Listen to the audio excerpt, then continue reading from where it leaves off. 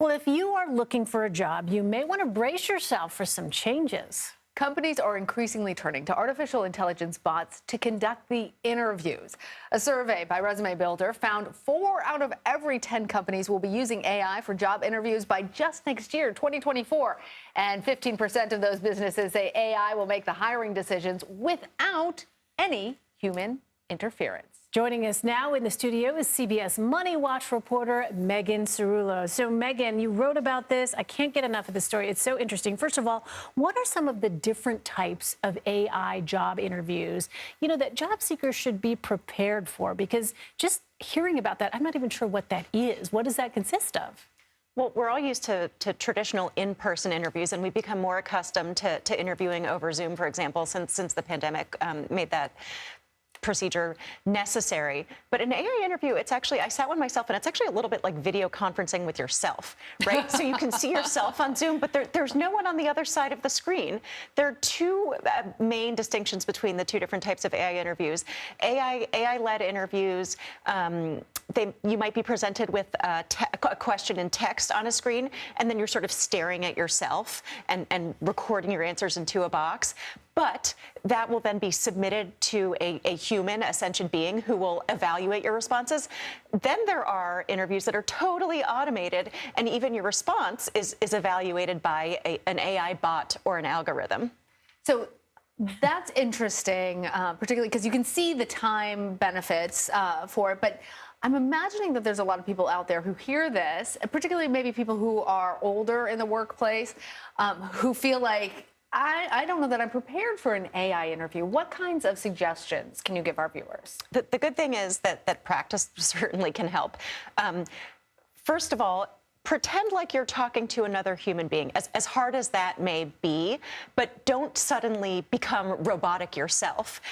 If it helps to tape a photo of someone you like or love, above your camera, if that helps you feel more relaxed, do that, because you will be judged based on vocal data and verbal data too. So your delivery and how you speak, you don't want to sort of you want to be confident in your statements, and you don't want to use what's called upspeak.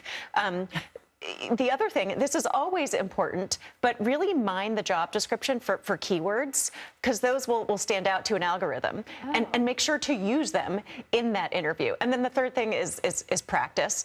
You can start by FaceTiming with a friend, and then you can sort of do the same thing, set up a Zoom call, but have your friend turn their camera off. And then the last step would be to just record yourself, because that's going to be pretty close to what it's going to feel like. To be clear, though, Megan, what we're talking about, in some instances, that AI interviewer could be the gatekeeper, essentially, that allows you to either be seen or not be seen by an actual human, right?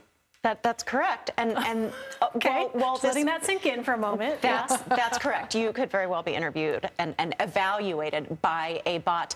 And so the advantages for companies is it can help them wade through large volumes of applicants faster.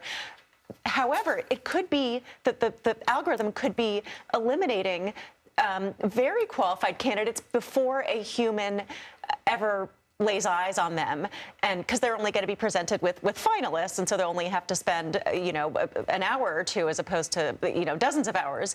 But it could be weeding out qualified applicants. Yeah. Well, and based off of your reporting, it sounds like 6% of companies next year may actually be hiring people who only go through the AI process and don't have a human actually talk to them, interacting with them, try and get any sense of them at all. What does that say just about what we're valuing as a society and employees? It's true. It does mean that AI is here to stay, and that we have to get used to it, and then we have to understand it so that we can impress it, so that we can land that meeting with a human being.